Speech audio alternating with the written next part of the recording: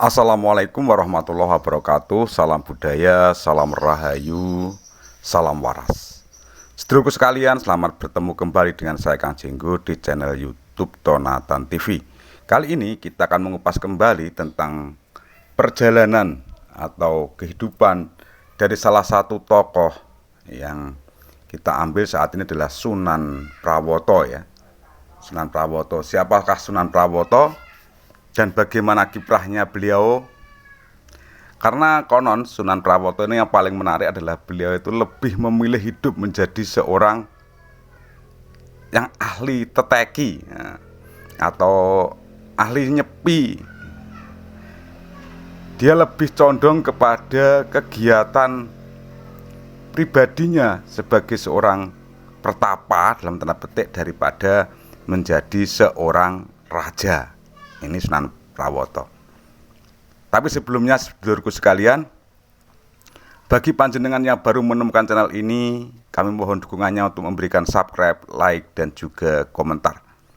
Dan bila Anda anggap video ini bermanfaat, silahkan bagikan atau share kepada sanak famili dan kerabat melalui medsos panjenengan.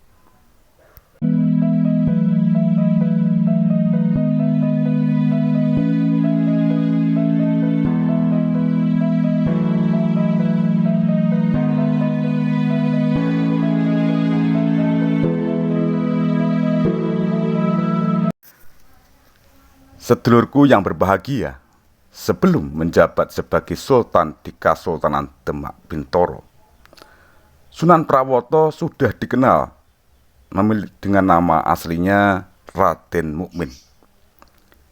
Selama terjadi perebutan kekuasaan Demak Bintoro antara Raden Trenggono dan Raden Kikin pasca pemerintahan Raden Patah, Raden Mukmin membela ayahnya. Tanpa berpikir panjang, Raden Mukmin menyuruh Ki Suroyoto untuk membunuh Raden Kikin. Singkat cerita, Raden Mukmin yang baru pulang dari sholat Jumat itu berhasil dibunuh oleh Ki Suroyoto di Jembatan Agung Demak. Berdasarkan peristiwa yang disebutkan dalam babat Tanah Jawa tersebut, Raden Kikin kelak dikenal dengan nama Pangeran Sedolepen, atau seorang pangeran yang jenazahnya mengapung di permukaan sungai. Sepeninggal Sultan Trenggono, Raden Mukmin naik tahta sebagai raja keempat di Kasultanan Demak Bintoro dengan gelar Sunan Prawoto. Beberapa hal menarik yang dapat diambil dari kisah kehidupan Sunan Prawoto meliputi silsilah semasa menjabat sebagai sultan dan kemangkatannya.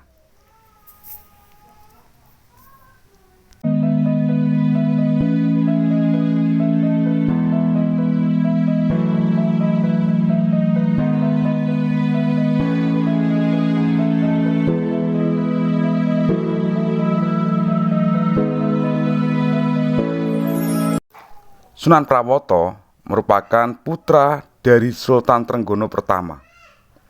Sultan Prawoto merupakan saudara Ratu Kalinyamat, Ratu Mas Cempoko, dan Pangeran Timur.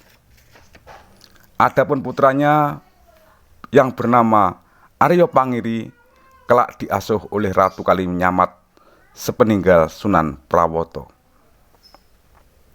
Sedulurku, semasa pemerintahan Raden Mukmin, ibu kota Kasultanan Demak dipindahkan dari Bintoro ke Bukit Prawoto, yakni sebuah desa Prawoto, Sukolilopati ya, di Pati sana. Sejak peristiwa itu Raden Mukmin dikenal dengan nama Sunan Prawoto, yang merupakan Sultan Demak keempat dan berkuasa selama 3 tahun, yakni 1546 hingga 1549. Jadi jangan kaget kalau saat ini karena pilkada serentak menjabat sebagai kepala daerah cuma 3 tahun setengah. Ini Sunan Prawoto saja cuma 3 tahun menjabat jadi sultan. Sunan Prawoto dianggap lemah dalam mengemban tugas pemerintahan di Kasultanan Demak. terutama yang berkaitan dengan persoalan politik.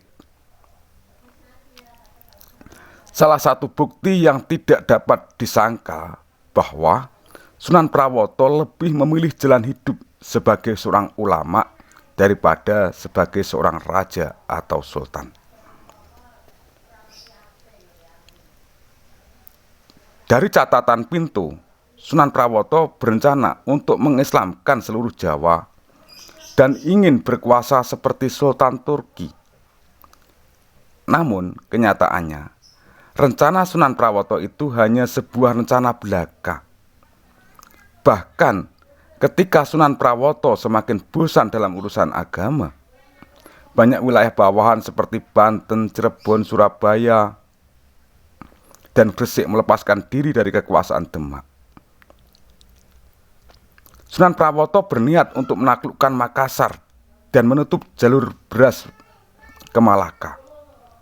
Namun, berkat bujukan Pintu, niatan itu pupus. Berdasarkan uraian di atas, dapat disimpulkan bahwa Sunan Prawoto adalah seorang raja yang lemah dan mudah terpengaruh dengan pihak lain. Suka menggantang mimpi di puncak langit, namun tak pernah berusaha untuk bisa meraihnya.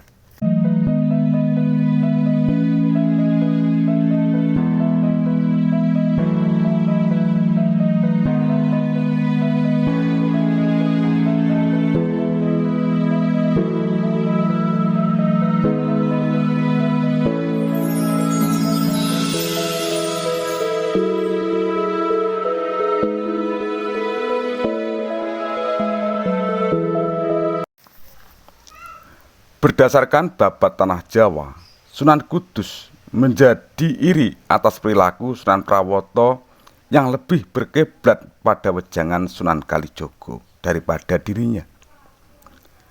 Karena keiriannya itu, Sunan Kudus membongkar rahasia tentang kematian Raden Kingkin pada Aryo Penangsang atau Aryo Jipang.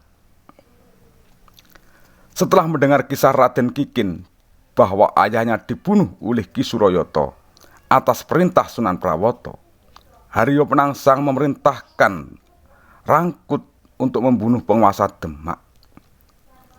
Kemudian Rangkut berangkat ke Bukit Prawoto setelah mendapatkan keris Kiai Betok dari Aryo Penangsang. Setelah berhasil memasuki ruang peraduan, Rangkut menikamkan Kiai Betok ke tubuh Sunan Prawoto hingga tembus ke tubuh istrinya yang tengah tertidur pulas. Sebelum menghembuskan napas terakhir bersama istrinya, Sunan Prawoto melemparkan Kiai Betok yang ditarik dari tubuhnya ke arah Rangkut. Akhirnya, pajineman Aryo Penangsang itu pun tewas. Beberapa hari sepeninggal Sunan Prawoto, Pangeran Kalinyamat dan Ratu Kalinyamat datang ke Kasunanan Kudus. Tidak ada tujuan selain meminta penjelasan dari Sunan Kudus tentang Aryo Penangsang yang menyuruh Rangkut untuk membunuh kakaknya Sunan Prawoto. Tidak ada penjelasan yang diberikan Sunan Kudus pada mereka selain perkataan hutang nyawa telah dibalas dengan nyawa. Pangeran Kalinyamat dan Ratu Kalinyamat meninggalkan Kasunanan Kudus dengan perasaan kecewa. Mereka dihadang oleh Aryo Penangsang di tengah perjalanan. Akhirnya, Aryo Penangsang dengan mata gelap dapat menikamkan kerisnya ke tubuh Pangeran Kalinyamat setelah bertanding sekian lama. Sepeninggal Pangeran Kalinyamat, Ratu Kalinyamat kemudian pergi ke Gunung Donorojo untuk melakukan topo wudo Apinjung Rikmo dan bersumpah, aku akan mengenakan pinjung. Pinjung itu semacam selendang atau kemben ya, yang digunakan oleh kaum perempuan untuk menutup kedua payudara.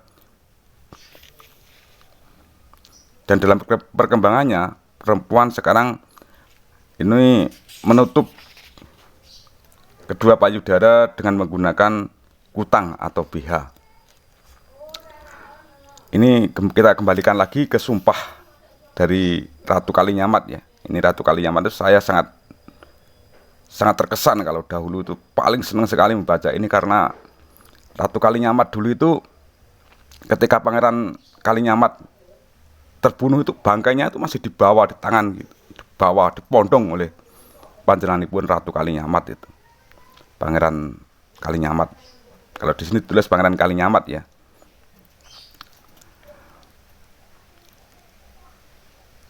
Jadi Ratu Kalinyamat pergi ke Gunung Donorojo melakukan topo wudo apinjung rikmo dan bersumpah, aku akan mengenakan pinjung kembali setelah Aryo Penangsang tewas.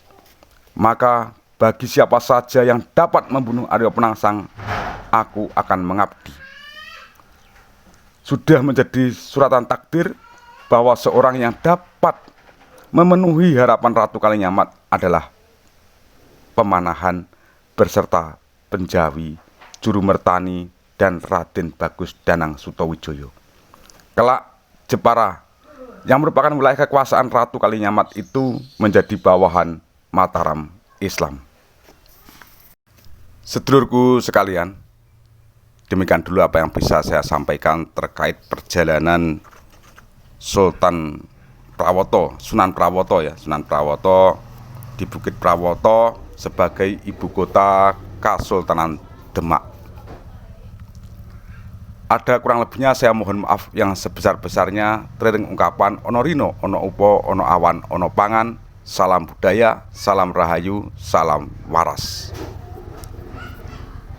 Wassalamualaikum warahmatullahi wabarakatuh.